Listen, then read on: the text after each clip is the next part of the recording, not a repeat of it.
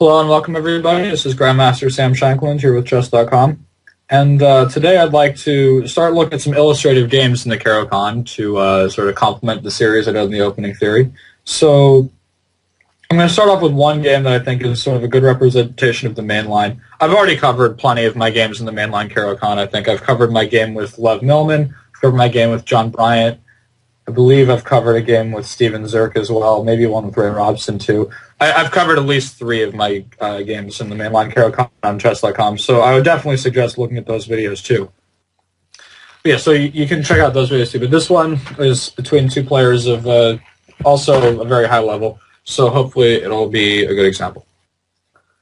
Okay, so in this game playing white is our current women's world champion, Hu Yifan, who's sort of been really on an up and down spiral these days. She won on a Terra in Gibraltar and had a fantastic result, tied for first, and then had a good tournament in Iceland, but then had unfavorable Chinese championships. In any case, very strong players capable of producing some good games. And playing black is Viktor Lajniczka, who's recently broken the 2700 and one of the best Caro-Kann players in the world. Okay, so it starts off b4, c6, d4, d5, knight c3, takes. All this theory you can find in my videos. Okay, and who plays bishop f4, which it used to be the most common move, but nowadays I think bishop d2 is sort of taking over, and I personally think bishop d2 is more challenging. Okay, so Lajniczka plays queen f5 check, which I recommended in my series. Bishop back to d2, bishop b4, c3, bishop e7, castles, knight f6, and who played rook e1, which is certainly like a decent move. I was not totally thrilled with Lajniczka's decision to castle, but it seemed adequate. So Lajniczka castled. I mean, it sort of makes sense, because essentially what we were seeing in these lines is I was always sort of advocating black castling kingside because I thought that he shouldn't be playing some slightly worse position with less space. I wanted him to have like the active breaks c5 or b5 to work with. But also, the real risk of castling short is that white can often run this g4 at you. So, like, for example, if white were to play knight e2 here, which is probably just not a good move, if black were to castle short after g4, I think black could really come under some pressure. Like, g5 comes, and white's attack really crashes through. But if white's going to waste the tempo by rook he1, which is moving the rook away from where it wants to be to try to support the g-pawn thrust, castling does make some sense. The only drawback to castling is that it allows the sort of typical motif knight to f5. Okay, it's, I think, totally decent move from white. A lot of the time, actually, black can capture on f5. I'm not sure if it's good in this position, but it looks decent. Like, for example, taking on f5 after rook takes e7, let's say queen d6. Okay, the rook probably has to move somewhere, like, because if we play rook e1, probably knight e4 should be winning in exchange. I think actually after knight e4 here, people are doing like queen a3 or something. In any case, I'm pretty sure this he takes f5, knight e4 is an acceptable way for black to play. It does compromise the pawn structure, but I think it's turning out all right in most cases. I think I remember some crazy line here with like knight h4, knight takes f2, and then like some queen f3, takes, and I forget exactly how it goes, but I remember that somehow it's a perpetual check. Yeah, go figure. Chess is a funny game. In any case, that's a feasible alternative. But Lajniczka played bishop d6, so it's possible he felt bishop d6 was a better move, or maybe he, like me, found that there was some perpetual check and wanted to play for a win. I don't know. In any case, he was hoping to make this exchange of the knight for the bishop without crippling his pawn structure in the long term, which makes some sense, although, to be honest, I often find the e takes f5 pawn structures are pretty decent for black. Okay, so who captures the bishop and Lajniczka recaptures?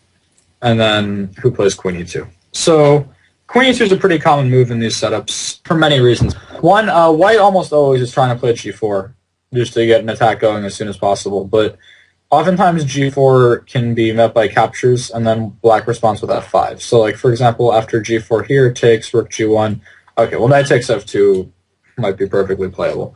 But let's suppose, but even if it's not, I don't know, you'd have to calculate. After f5, it's very hard to see how white's going to make progress. So, like, oftentimes what they want to do is play queen to e2 and then knight to e5 to try to break down, like, the support of this knight. So, like, white might play the next move bishop c3, knight e5, and if we exchange this way, we'll get f3 in. And then, okay, I mean, the weak g-file should provide some excellent compensation. But white often will play queen e2 first to try to get ready for g4, thinking that black doesn't really have a great way to stop this pawn. Now, I actually think that knight to g4 here is not a terrible move. I think it makes some sense. But the move Lesnichka played, I think, is even better, b5. So he's looking for his own counterplay on the queen side, which I think makes a lot of sense. So essentially what he's trying to do is exchange off this c4 pawn so that he'll get the d5 square for his knight and open some files. This is a pawn sacrifice because who could, in theory, capture here, but I think one would have to be insane to accept the sacrifice. After, like, check and then rook b8, well, it looks to me like white is probably going to find herself checkmated. Knight b6 to c4 is coming, queen d5. Black can always recollect the pawn on h5. This is a very promising and typical pawn sacrifice with b5 that you'll see a lot in these mainline Caro-Kann systems. So white almost never accepts this sacrifice. Of course, during the game, make sure, like, if white can immediately take, king b1, king a1, bishop c1, defend everything, like, maybe it's feasible, but almost never will they actually accept. Sort of the typical response is the move c5, which looks a little strange because it seems to be a very positionally weakening move. But oftentimes, actually, this pawn on c6 becomes a weakness, and it shuts down the queen side, which is usually very strong because you want to open up the king side. So even if, with this g-pawn moving, so even if you've weakened the d5 square, the logic is, well, what can knight on d5 really do? But in this case, it's very different. Because one of also the main points of white's compensation is the c5 move restricts the e7 bishop. However, as we'll see here, this bishop has already been exchanged. So after queen to d5, aside from immediately winning a pawn, I think strategically they're close to winning. Because the dark square bishop for white is not a good piece. And what white really would need to do is start a kingside attack, but that's not working because h5 is going to fall. And also, if this c6 pawn was sort of a weakness we were trying to get at, exchanging off one of the knights for the bishop is definitely not the way to do it. So, on the whole, I think that white is strategically almost busted here already. So, who did not do that? She just immediately started with her own play with g4. And this is sort of a typical position that you'll see for this opening, is both sides are really trying to get their play going. Now, I think if black were to capture on c4, which he did, white plays g5, and it looks like white's really opening some lines on the king side. So, Lesnichka clearly didn't really mind these lines getting opened a little bit. But if he was bothered by that, he could have considered capturing on g4. Okay, there's a lot of complications now. My guess would be knight e5 is the best move for white. But I think that despite the, white didn't get the rook to g1 immediately, it looks to me like white has very powerful compensation here, because this knight is hanging. The knight retreats, lots of possibilities. Rook g1 looks the most attractive. We're threatening on g7, and, well, black seems to have a lot of problems. And if we capture, then after takes, well, the rook comes to g1 and the queen to g4 very quickly. Suddenly this rook on d1 looks fantastic. I think that suddenly black is not doing well. So I approve of Lesnichka's decision not to take this pawn because I think knight e5 would be very strong. But oftentimes what you'll see is taking the pawn is correct because white will have left the rook on h1 as opposed to this sort of quote-unquote wasted rook e1 move from Hu, which we're actually seeing, although it seems like it wasn't that effective at preparing g4 as opposed to, say, a move like rook h to g1. It actually is not like a completely useless move, and it does have its logic. So, I mean, knight takes g4 is always a theme to look at here, but it looks like in this case, Hu was ready for it with knight e5. Okay, so b takes c4. Black's now opened up the b file and conquered the d5 square for his pieces. But at the same time, white is opening the g file. So h takes g5, and white started with rook g1. So, I wasn't totally thrilled with this move. I wanted bishop takes g5, but I mean, perhaps Hu saw something that I didn't, and I only gave this game sort of a brief once-over as opposed to her who played it very seriously. Maybe she was concerned about the move c3. This, come to think of it, could be a problem because now black is really opening up lines. Like, he's got the semi-open b file, but the pawn on b2 is sort of protecting. But if that goes, there could be big problems here. Like, I would even consider for white just sort of a complete I don't care attitude, like rook g1, rook b8, bishop h6. But somehow I think that black should be faster here. Takes, and I don't even know what white wants to play. Rook takes g7, king h8, queen d3, queen a3, and it looks like black's giving mate first. But this is a very typical kind of thing where both sides are just attacking as fast as possible. In any case, probably the concretes didn't work out properly. It's definitely a concession if Hu has to play rook g1 as opposed to immediately capturing back on g5. So rook g1 is played. Now, Lesnichka could have played g4. which seems like an interesting move, but I think again, it runs into this knight e5, and I don't really think that it's really doing anything that productive. Knight takes g4 is going to come, well, the g file is getting opened anyway, so it seems like that might actually help white out because it moves the knight out of the way preemptively so the queen can come to g4 quickly. For example, like, I'll say black plays rook b8, knight takes g4. Already we're threatening like some problems. Knight h6 could be an issue, but probably not. And really, if we take here after queen takes g4, black looks like can immediately resign because the g file is too strong. Okay, black would never capture on g4, but it seems very dangerous. So in the game, Lesniczka played c3, which I think was a very good move. So, okay, it's pretty clear that b takes c3 is not playable after some check. Well, you know, I could show you all the ways to win here, but I think I'd rather just let you imagine because I think you'll enjoy that process. I'll start with but to give one, I think just like c5, simply enough, like threatening c4 check and knight d5 with like mate would be good enough. So white had to take with the bishop, but this sort of brings her bishop away from the action, and then knight d5. Now Lesniczka again is threatening to capture c3, so I don't think it would be quite as big a deal this time, but still, after something like takes, okay, queen a3 would be a mistake, because after queen b2, I think white will defend. And the queen on e2 isn't really white's attacking pieces. They're trying to bring the rook over.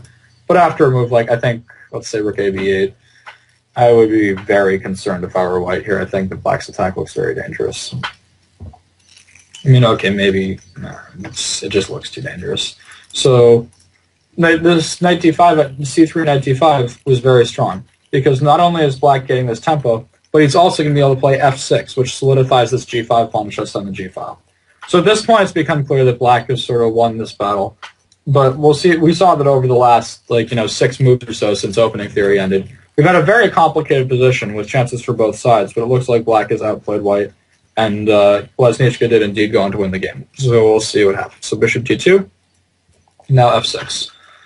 So this position's strategically, in the long run, it's completely lost for white.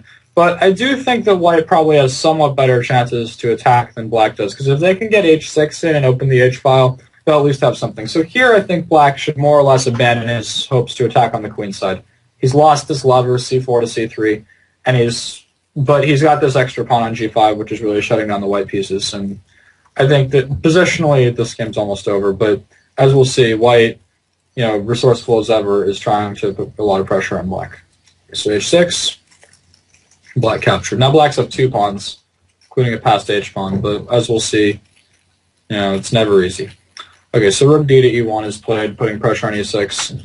Quite frankly, I would not care. White can take e6 if they want. I wouldn't bother at all defending it, but Lesniczka felt different. Well, he sort of, I guess, felt the same way. I mean, he defended it shortly after, but I do like this move rook to f7 because it's defending some of the key squares, perhaps helping to transfer the rook to h7, and the knight can come back to f8. He's really just trying to put his pieces on the best defensive squares possible so that in the long run he'll be able to hold on to his pawns and win the game. Okay, rook h1, rook h7. Now, the rook on h7, of course, it's an outrageously bad piece, but I think that in the long run it's going to be well placed, because if black can play knight f8, solidify everything, then play c5, open the c-file, hope to get some exchanges in, or reroute knight f8 to g6, play knight f4, and then put the queen on d5, he should be able to consolidate and win. Okay, so who plays rook h2 with the subtle intention of playing rook to h1? G4 looks interesting, but I have a feeling it's not going to work out well. White has a few options here. I would probably suggest rook to g1, and I think that, well, at the very least, white's not losing material and black's made some more weaknesses. So, always be on the lookout for tactics. Lesniczka played king g7. Now, this rook on h7 just looks like an outrageously bad chess piece, and it is, but he just needs to sort of get himself under control, and in the long run, he should win. So rook g1, other rook over to h8. I mean, it looks so artificial, but at the same time, white can't break it down. And in the long run, as I've said before, black's going to win. So queen e4, knight f8, knight g6. Again, as we're seeing, Lesniczka, he doesn't really care about this pawn on e6. He just wants, if white were to exchange queens here, and we get something like this, Lesniczka is now up a pawn, but it's a fantastic pawn. I mean, that h-pawn and the g-pawn running together, like this, like these two like running compared to like this like wimpy, ineffective 3-on-2 majority on the queen side, it's just a huge advantage for black. He should win the game pretty readily. In any case, this did happen. Who decided to capture on e6? I don't really blame her. I think that the position is lost. Basically, what you'd really love to do is get an attack going, but Laznichka's sort of artificial rook h8, rook h7 left everything protected, and if white were to, I don't know, play like a rook h1 kind of move, after knight d to f4, not only is everything protected, black's playing queen d5, and once he's playing queen d5, white's probably going to have to exchange queens anyway, because like queen e4 is coming, queen f3 is coming, queen a2 is on the way, queen f5, like kind of holding this king in place. It seems like, you know, black's defended and, you know, he's exchanging queens anyway and he gets to hold the pawn there. So, okay, who captured on e6? And, well, okay, Laznichka won this game very quickly. He's now up pawn, but as we said before, it's a very good pawn. And, well, as we're seeing, the pawns are running. We'll just briefly look at the rest.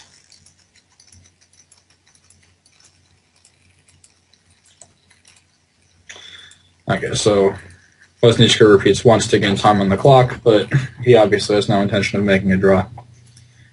To her credit, I think Hu has resisted very well up to this point. She's managed to blockade the kingside pawns, but even still, there's not really any hope. Okay, Laznichka made the good decision to exchange off the rook, but now after rook e7, we see the point. The king is stuck. If the black rook comes to e2 and it takes all the white pawns, there's going to be massive issues, so white blocks that off. But just rook e6. And the problem is, like, now rook a6 is coming. The rook is getting too active, and all the white pieces are kind of like tripping over each other and suffering against this wall of black pawns. While these pawns are stopped, they're also completely dominating this knight on h2. So a3, who's hoping to defend the a3, the a pawn with like some bishop b2, but it didn't really work. So check, forcing the king back. Then black king advances. White knight tries to get back, but rook b5, hitting the bishop. Rook b1, and now the white knight could come to e3, which looks like it's activating, but the problem is here, now there's just nobody to stop the h-pawn. And I think actually white can resign immediately because the h-pawn is too fast. So in the game, white went to 2, and black still played h4. And then after rook c1, which controls the c7 square. I should point out this rook couldn't have been taken except for h3. This pawn is queening. Ultimately, well, white resigned here because rook takes f2 is coming. King e3 would fall to rook takes c4, and bishop g3, well, who's stopping anyway? Rook takes f2 anyway, and the h-pawn is too good. So ultimately, I think a very well-played game by Laznichka. What really, he almost won the game in like, I mean, the game took 66 moves, but after 25, it was pretty clear that he was well on top by having been able to beat back the white attack and hold it off with f6. So that sort of stretch where he played b5, b takes c4. This gave his knight the d5 square, it gave him the c3 thrust, and he used all these things to his advantage to end up winning the game. So this was one where where everything sort of went right for black. There's also been games where white has kind of like cruised through to victory on the king side, but I think the positions are very complicated. The computer doesn't understand them very well, I know that. And it's really all about black getting play on like with either b5 or c5 and the queen side in the center, and white trying to throw g4, g5 and give mate, and it leads to a lot of very rich positions. In any case, a good game by Laznichka, who resisted quite well after getting an unpleasant position, but unfortunately in the end was unable to hold the draw. In any case, hope you enjoyed it. Until next time, this is Sam Shanklin signing off.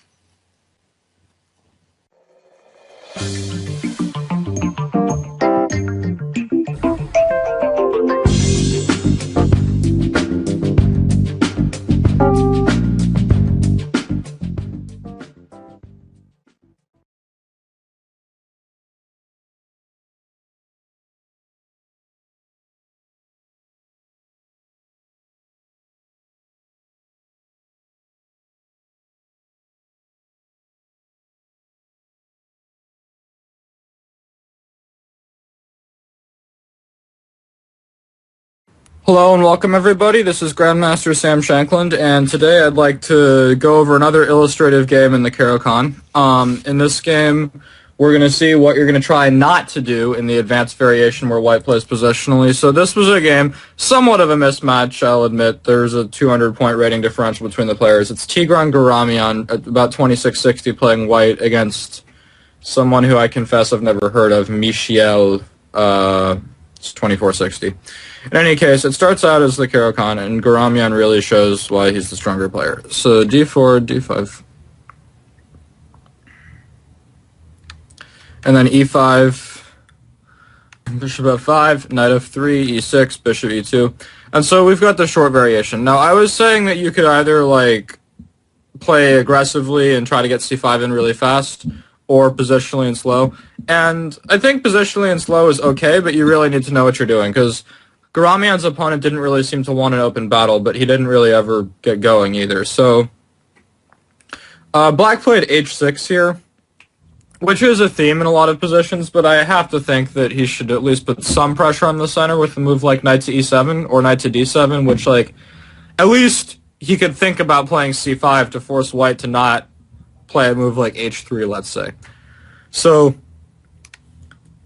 in any case, Garamian just pretends nothing happened and castles. And knight e7. And okay, I mean, this transposes, but somehow h6 first, it leaves a bad taste in my mouth. So knight bd2, knight d7, and white plays knight b3. So we see pretty quickly the battle lines being drawn. White is trying to hold off on the c5 advance. So black plays bishop h7, which is a good move. He's getting the bishop out of the way of any tricks with once he plays c5, letting white play knight d4. And he's also potentially freeing the f5 square for the black knight on e7 if the situation arises that he wants to put it there. So white played bishop d2, which I think is a good move, simply developing a piece and putting him on a better square and not putting the bishop on e3 where he could get hit by knight f5. And here is where I think black really started to drift. He played knight f5, and I think that this is sort of asking for trouble if you're not gaining a tempo. I would much prefer a move like b6 or knight b6. I think really like black's main goal should be to prepare c5. Rook c8 could be a move as well. In fact, I would even consider just throwing c5 immediately, but it looks like it's not working because white can take with the knight. But I think that somehow organizing like a way to prepare c5 would be a really good solution to what black should be doing. Like, you can play b6, let's say, to try to play c5. And okay, I think already white might have some chances for an edge, let's say like c4. But black can capture and, let's say, put his knight on d5 now, which is a nice square. The c6 pawn is somewhat weak, but black might have chances to advance it with c5. I think that black has a tenable position here. But the move knight to f5, I think, really is not adding up. So Garamian reacted very well. He played the move rook to c1. So the point of this move is to be able to meet c5 with just c4 and, like, blast open the position as soon as possible. Now that because black is underdeveloped. And I think with the position opening up so fast, it's very likely black would simply get crushed. So black's sort of confined to using slower approaches. So he plays the move knight b6, and now white played a really strong move. So why don't you guys pause your videos and see if you can figure out what white should play here.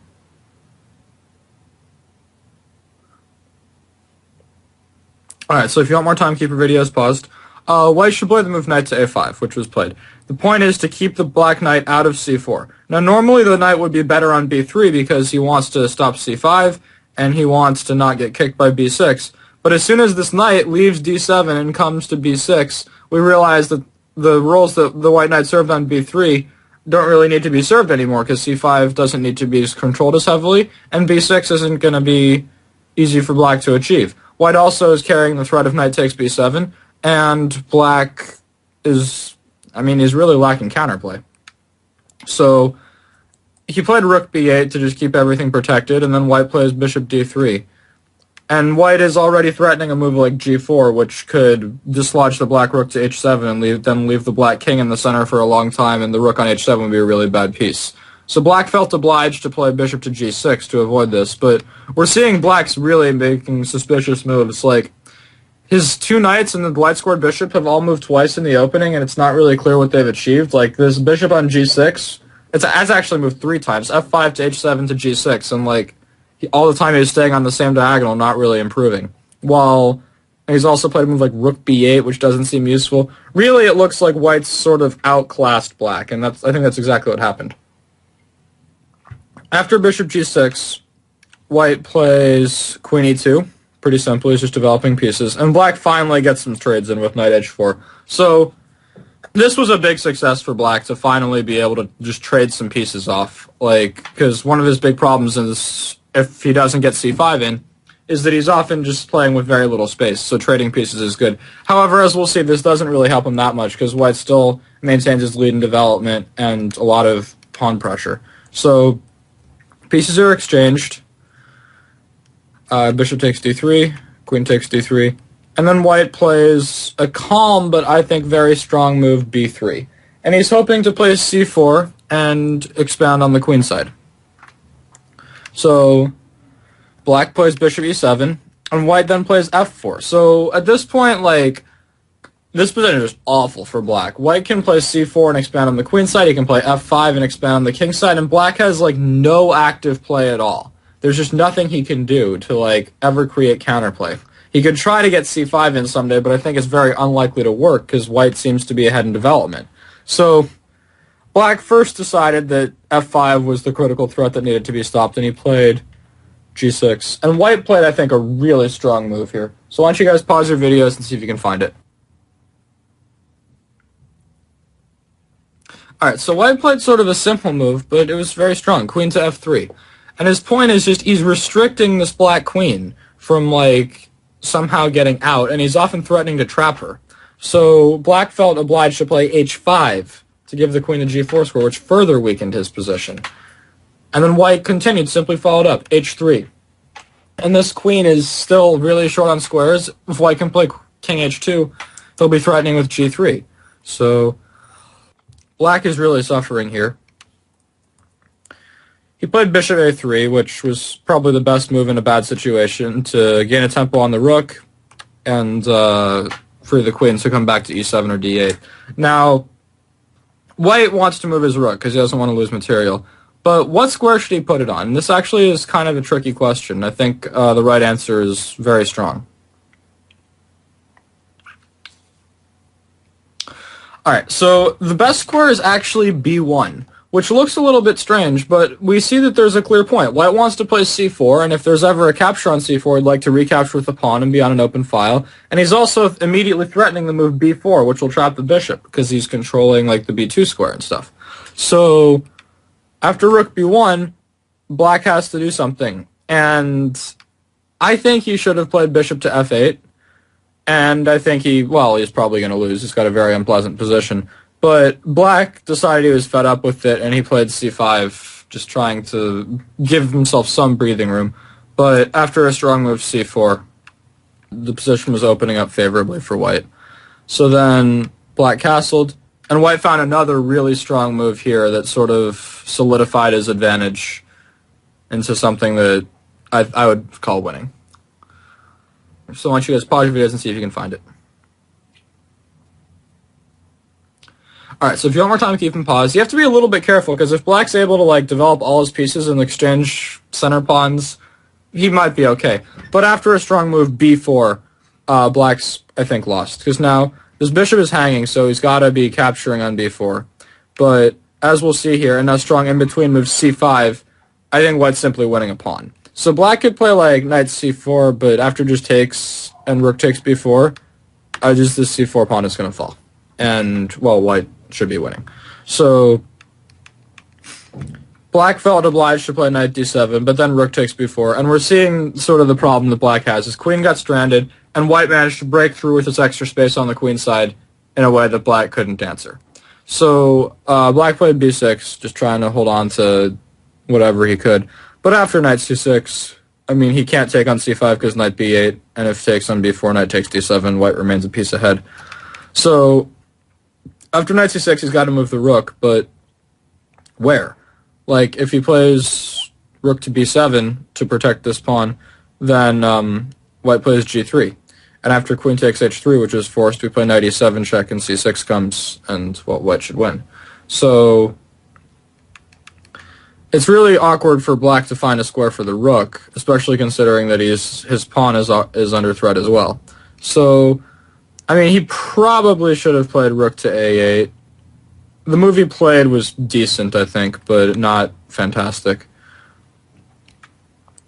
Like, I don't know. He played rook c8, which I think is it's not terrible. Like, he's giving up a pawn, but I mean, there's a lot of threats. White, for example, is even threatening, like, actually after rook b7, there might even just be like a simple move king h2.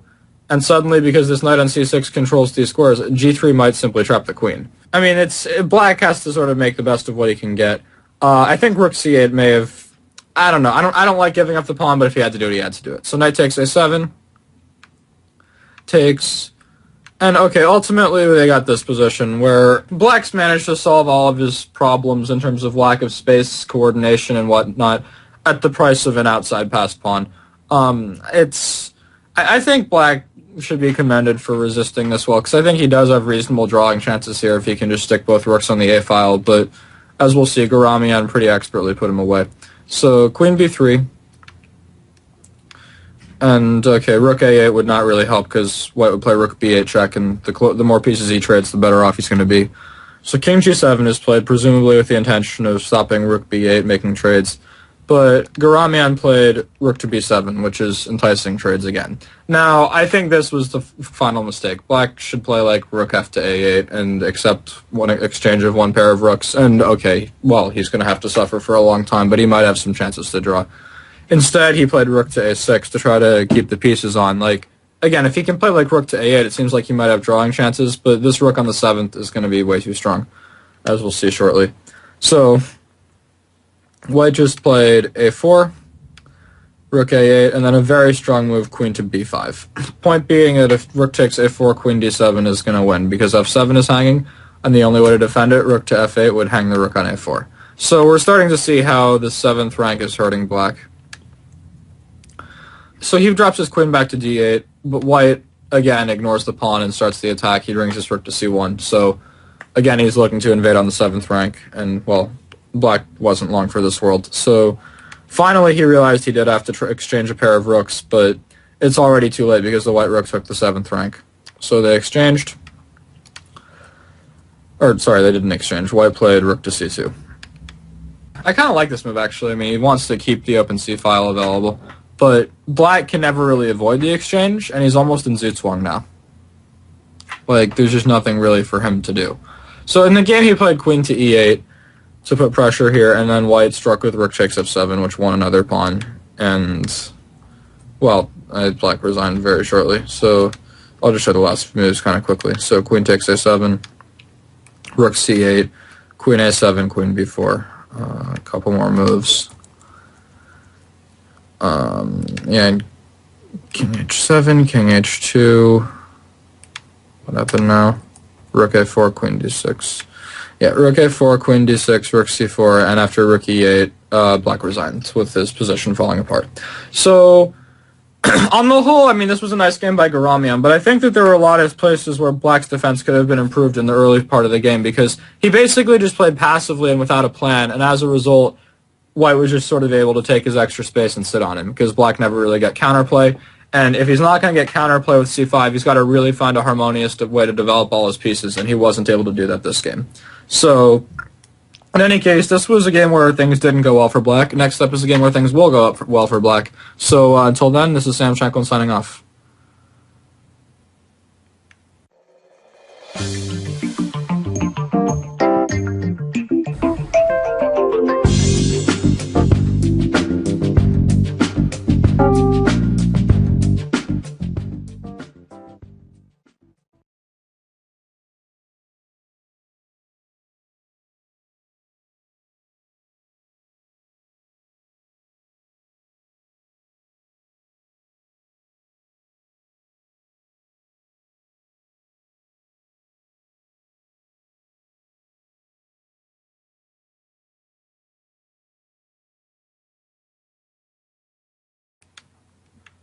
Hello and welcome everybody, this is Grandmaster Sam Shanklin, and today I'm going to do my final video on this series in the Caro-Kann. Okay, of course I might analyze more Caro-Kann games later that just for the sake of chess, that happen to have come out of the Caro-Kann. But this is the last video I'm going to do with the specific intention of trying to teach the theory and principle of the Caro-Kann defense.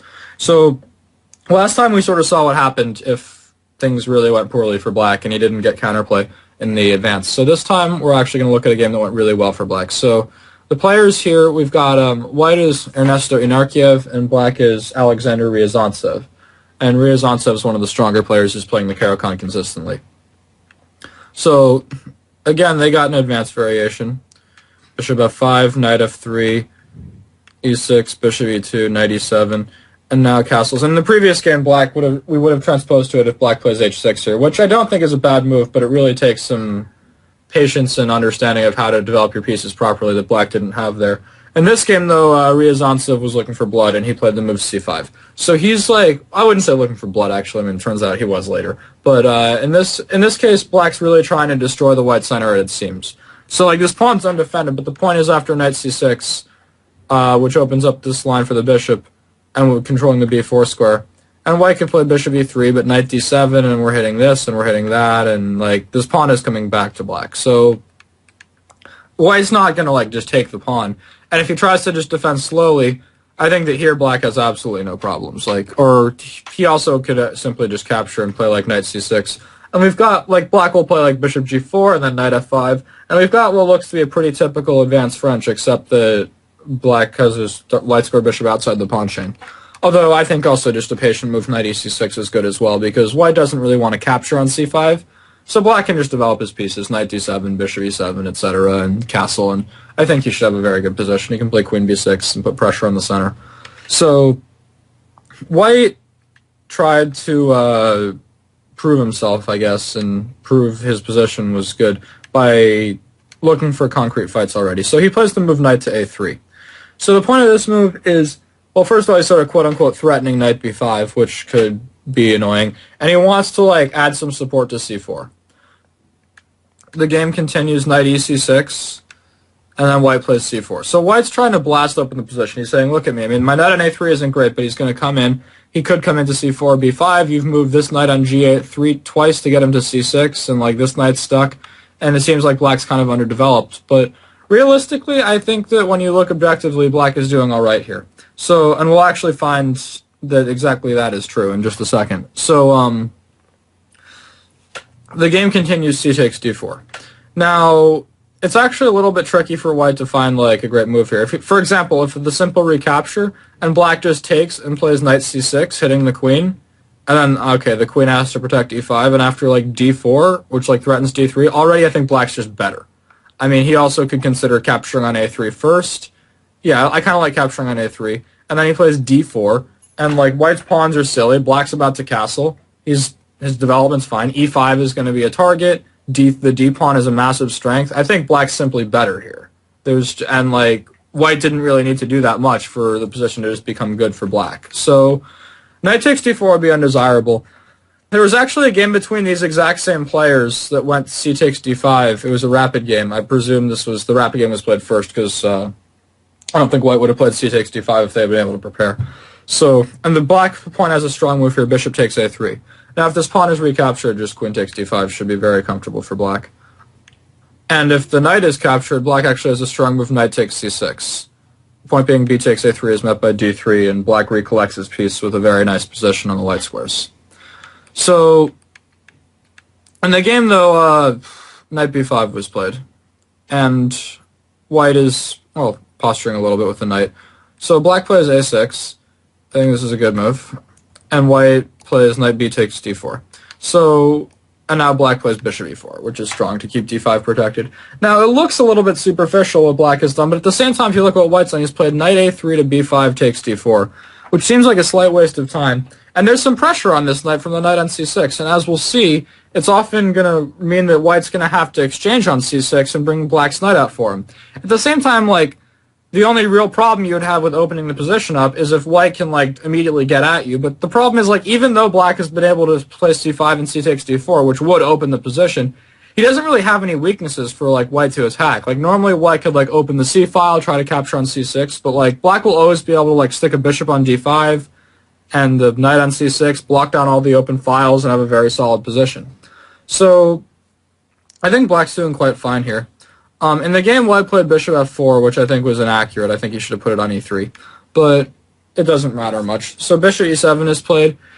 Now white captured on d5. I don't really see a problem with it, like, just because I don't know what else to play. Like, if he plays, like, rook c1, I don't know, just, like, castle or something, I don't really think that black has any serious issues. Like, there's no way to open the position, and black will, someday, like, capture on d4 and play knight c6 or something. In any case, white captured on d5, took with the bishop, and then white played bishop d3. So, at this point, black could probably just, like, take d4, knight c6, or he could just castle here, and his position seems fine. But black actually found a really nasty idea. So why don't you guys pause your videos and see if you can figure out what he should play.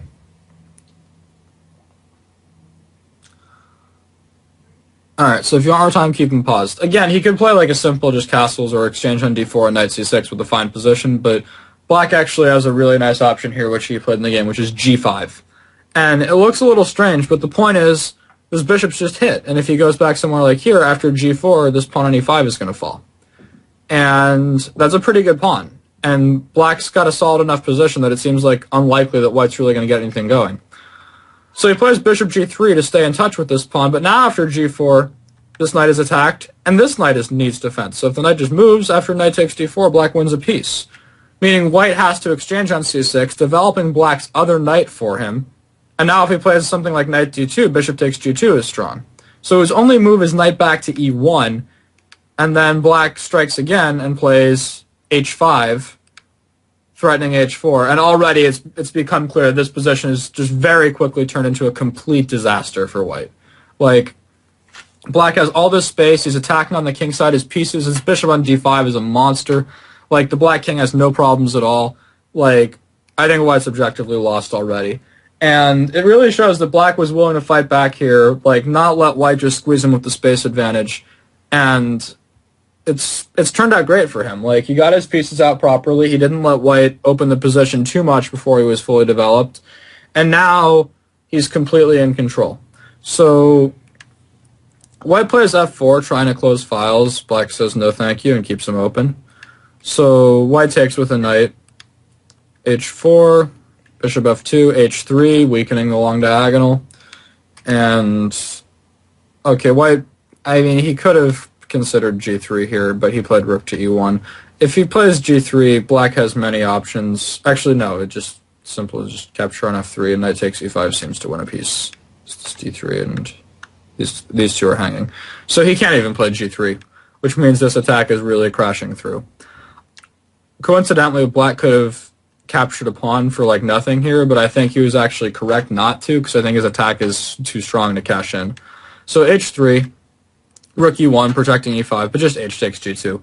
And now, well, the white king side has been obliterated.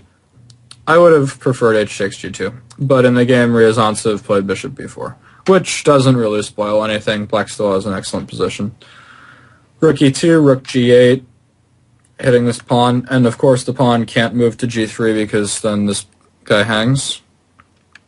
So after rook g8, I mean, white's just dead essentially. He plays bishop g3, and then why don't you guys pause your videos. Obviously black has a huge advantage, but really putting this away cleanly is not that simple. So why don't you try to figure out the best way for black to sort of bring this game to its conclusion.